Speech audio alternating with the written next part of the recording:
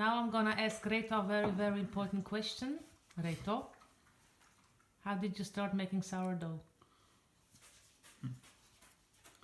Um, I think I always liked sourdough bread, but I never really thought about how to make sourdough bread. So the other day we went to a bakery and we bought the sourdough bread, and it was extremely expensive but very good. And I said, look, we can do that ourselves. So I started watching videos on YouTube, and there was an old guy from Germany who where they like kind of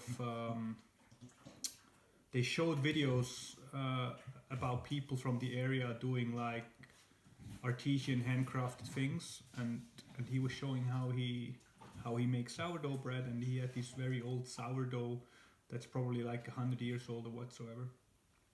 So it definitely kind of draw my attention, and I started to to try to cultivate my first sourdough, and it didn't work out. So I went to the bakery and I asked the lady on how to what I do wrong, and she didn't have any idea. So I asked her if I can talk to whoever makes the sourdough, and she said, "Well, that's the owner of the bakery." And then I said, "Well, then put the owner of the bakery on the phone." So she was a little bit confused, but she did that, and I called him, and he was also a little bit confused. And I asked him what I potentially do wrong, and he said, "What?"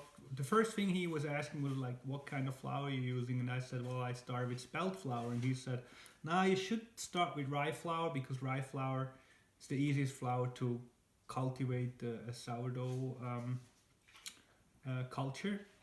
So I did that, and I think it worked out straight away. So I followed the recipe, like with these 10, like 10 grams and whatever, a little bit of water whatsoever. But that's not important at all. You just need to get a feeling on how much flour, how much water you put in, and when you stir